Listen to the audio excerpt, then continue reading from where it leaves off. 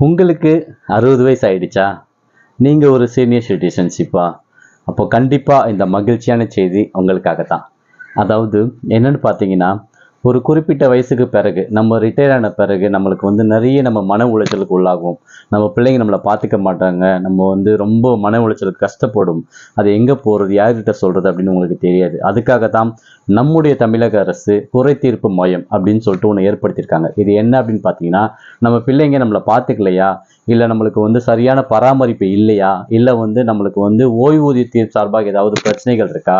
சில பேர் என்ன பார்த்தீங்கன்னா, போஸ்ட் ஆஃபீஸில் பேங்க்குக்கு போகும்போது என்னால் உடனே போக முடியல அப்படின்னு சொல்கிற ப்ராப்ளம்ஸ் இருக்கும். ஸோ அவங்க அந்த மாதிரி பிரச்சனைகள் இருக்கா, இல்லை எனக்கு மருத்துவ ரீதியாக ஏதாவது ப்ராப்ளம்ஸ் இருக்குது, என்னால் என்ன பண்ணுறதுன்னு தெரியல, என் பிள்ளைங்க என்னை ஹாஸ்பிட்டல் கூட்டு போக மாட்டுறாங்க அப்படின்னு சொல்லிட்டு உங்களுக்கு ஏதாவது பிரச்சனைகள் இருக்கா. இப்போ கண்டிப்பாக நீங்கள் என்ன பண்ணணும் அப்படின்னு பார்த்தீங்கன்னா, ஸ்க்ரீனில் வர அந்த நம்பர், அதாவது 14567 இந்த நம்பரை நோட் பண்ணிக்கோங்க. இந்த நம்பருக்கு கால் பண்ணி உங்களுக்கு நான் சொன்ன அந்த மருத்துவ ரீதியாகவோ இல்லை ஓய்வூதியம் சார்பாகவோ அல்லது உங்களுக்கு ஒரு பிள்ளைகளான பிரச்சனைகள் இந்த மாதிரி ஏதாவது இருந்துச்சுன்னா இந்த நம்பருக்கு கால் பண்ணி உங்களோட குறைகளை நீங்கள் சொல்லுங்கள். இந்த குறைகளை சொன்ன பிறகு 24 மணி நேரத்திற்குள் உங்கள் குறைகள் நிவர்த்தி செய்யப்படும். கண்டிப்பாக அதனால் நீங்கள் தயவு செஞ்சு உங்களுக்கு ஏதாவது பிரச்சனைகள் இருந்தால் யார்ட்டையும் ஷேர் பண்ணிக்காமல் இந்த நம்பருக்கு கால் பண்ணுங்கள், உங்களோட குறைகளை சொல்லுங்கள்.